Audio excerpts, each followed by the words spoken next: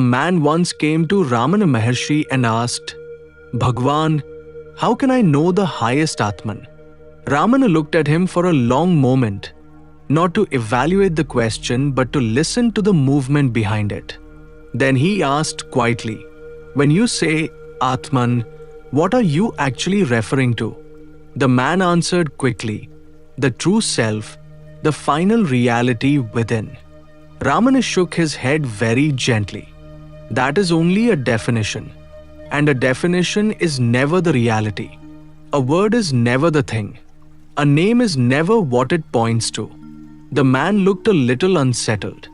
Ramana continued, the Atman you speak about, the highest you imagine, is already an image created by thought.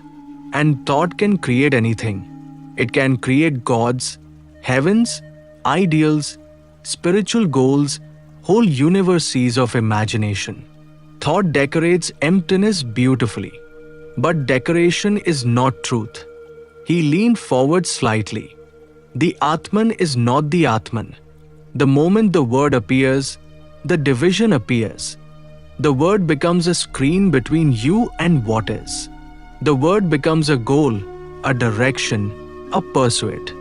And whatever you pursue through thought is still inside thought. The man asked softly, then what is the highest Atman?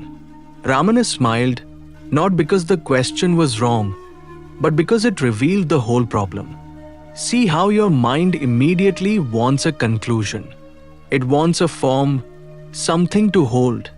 But the highest is not an object. It is not something you can know the way you know a thought.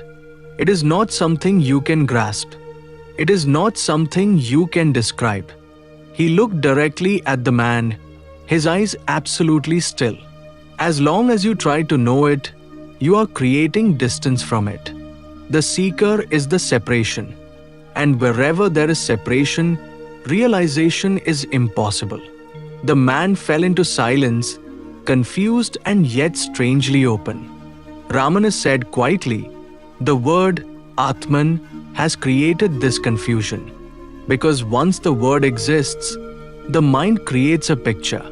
But pictures are always old, memories, scriptures, ideas you have heard. None of that can touch reality. What is real cannot be remembered. It cannot be invented. It cannot be repeated. He paused.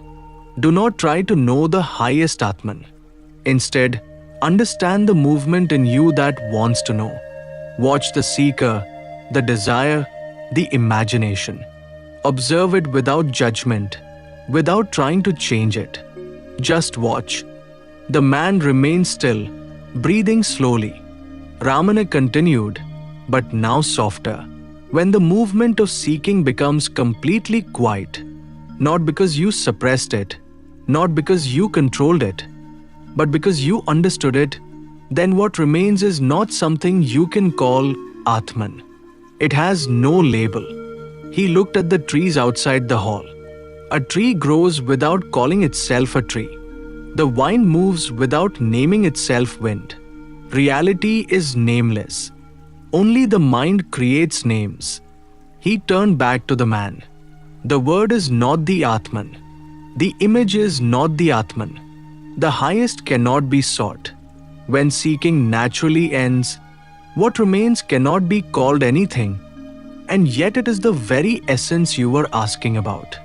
The man bowed deeply, not because he received an answer, but because something in him stopped running. Ramana closed his eyes again, and the conversation dissolved into the only place where truth is ever known, not in words, not in thought, but in silent seeing.